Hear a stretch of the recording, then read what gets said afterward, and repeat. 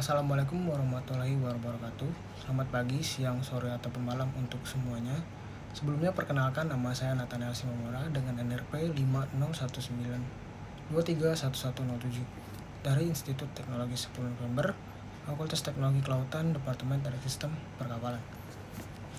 Tujuan saya membuat video ini yaitu untuk mempresentasikan implementasi Internet of Things atau IoT dan strategi Smart Port yang ada di PT Krakatau Bandar Samudra.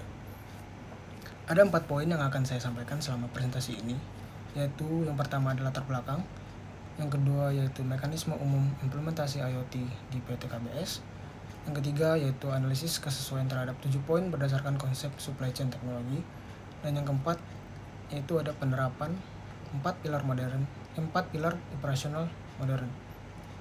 Kita masuk ke poin pertama dulu, yaitu latar belakang. Terdapat latar belakang di PT Krakatau Bandar Samudra atau KBS yang mengoperasikan pelabuhan dengan nama komersial Krakatau International Port atau KIP. KIP merupakan pelabuhan curah keren terbesar di Indonesia dengan kapasitas terpasang mencapai 25 juta ton per tahun. Terletak strategis di Selat Sunda, yaitu di Ciwandan dan Cilegon. KIP melayani kebutuhan logistik skala masif, baik bagi grup induknya yaitu PT Krakatau Steel maupun sektor industri internasional lainnya. Menghadapi era transformasi industri global, PT KBS menerapkan digitalisasi terintegrasi melalui platform unggulan yang dinamakan KIPOS atau Krakatau International Port Solution.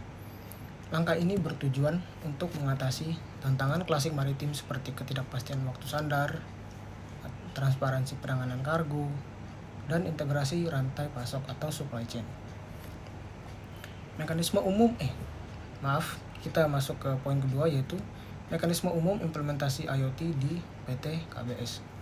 Mengacu pada standar mekanisme implementasi Internet of Things atau IoT modern, PT KBS menerapkan pendekatan berbasis data terstruktur guna merealisasikan value creation yang optimal melalui otomatisasi operasional. Proses ini dibagi ke dalam 5 tahapan strategis, yaitu yang pertama, information. KIP menggabungkan data internal pelabuhan seperti logistik, akuntansi, legal, dan pergudangan dengan data eksternal seperti pergerakan kapal via AIS, berita komersial, dan data pihak ketiga berlandaskan asas transparansi dan kepercayaan.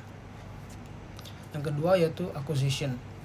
Pengumpulan data dilakukan secara waktu nyata atau real time melalui sistem API terintegrasi, data streaming, repositori berkas digital, serta sensor otomatis pada alat bongkar muat. Data ini distrukturisasi ke dalam administrasi dan penyimpanan awan atau cloud storage. Yang ketiga yaitu quality. Informasi mentah yang masuk melalui proses perbaikan kualitas data seperti cleansing, validation, dan standardization. Kontekstualisasi semantik untuk deteksi data ganda, serta pengayaan data dengan menggabungkan info manifest kargo yang hilang secara seamless.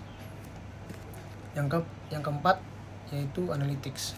Transformasi data menjadi pengetahuan atau data to knowledge melalui analisis tren kecepatan bongkar muat, serta prediksi pergerakan logistik.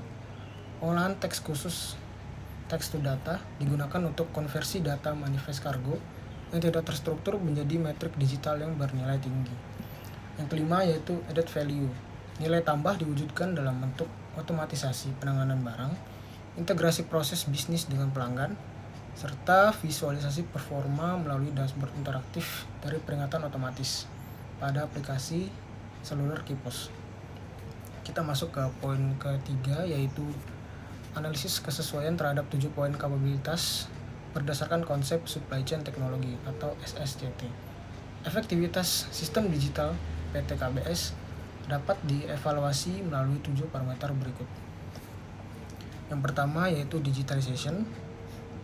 Proses internal, pemasangan dermaga, dan penanganan kargo diubah menjadi berbasis digital penuh melalui aplikasi KIPOS. Proses konvensional berbasis kertas telah dieliminasi secara masif. Yang kedua yaitu autonomization, penerapan alat bongkar muat canggih seperti Continuous Ship Unloader atau CSU berkapasitas 20.000 metrik ton per hari yang bekerja dengan otomatisasi tinggi dan memiliki standar kualitas food grade. Yang ketiga yaitu ada transparansi. Aplikasi Kipos menyediakan fitur pemantauan bongkar muat kargo secara langsung atau real time monitoring. Konsumen dapat melacak posisi kargo dan status kapal secara transparan tanpa adanya informasi yang tidak sesuai. Yang keempat yaitu ada mobility. Kemudian akses pemesanan jasa pelabuhan bisa dilakukan secara online booking kapan saja dan di mana saja melalui aplikasi telepon genggam atau smartphone.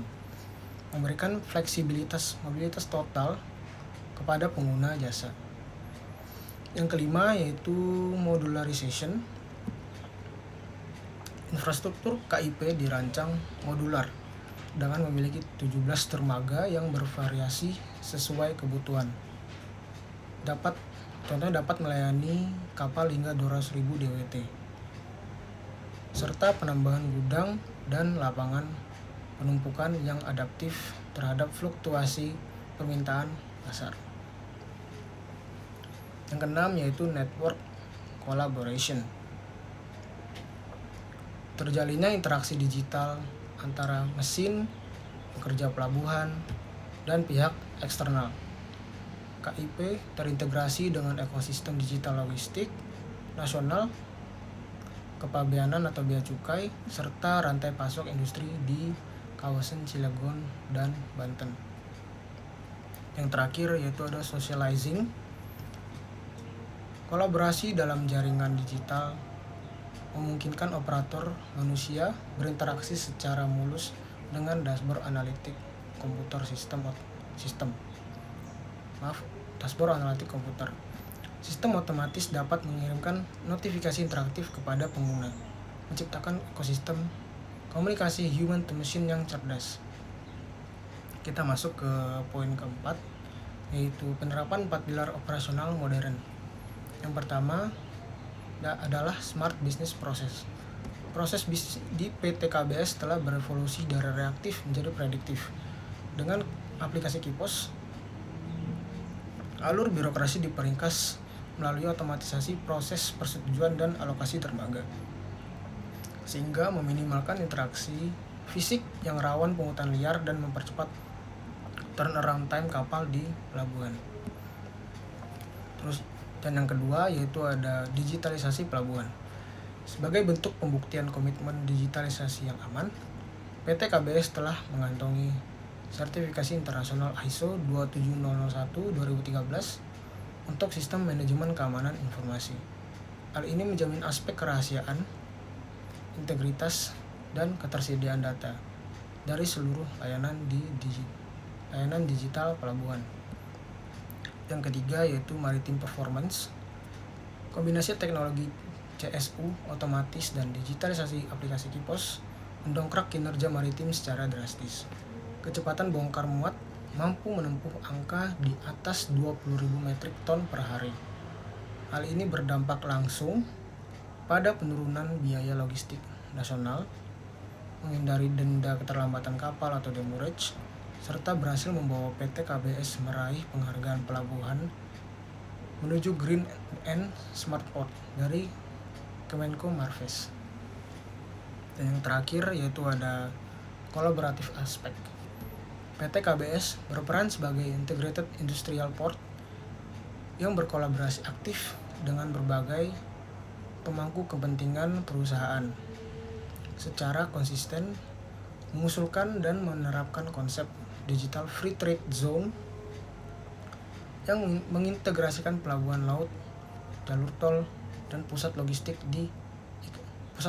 e-commerce guna menciptakan layanan yang seamless bagi pelaku bisnis global dan UMKM. Bapak dan Ibu serta teman-teman sekalian, studi kasus PT Krakatau Bandar Samudra ini memberikan kita arah yang jelas bahwa masa depan logistik maritim Indonesia bertumpu pada konektivitas, otomatisasi, dan kolaborasi digital. Dengan mengimplementasikan seluruh aspek smart port ini, kita tidak hanya sedang membangun pelabuhan yang lebih cepat, melainkan sedang membangun fondasi ekonomi nasional yang lebih tangguh dan siap bersaing di kancah global. Terima kasih atas perhatian Bapak, Ibu, dan teman-teman sekalian. Saya Nathaniel Simamora, pamit undur diri. Mohon maaf jika presentasi yang saya lakukan ini masih jauh dari kata sempurna. Kurang lebihnya saya mohon maaf. Terima kasih. Assalamualaikum warahmatullahi wabarakatuh.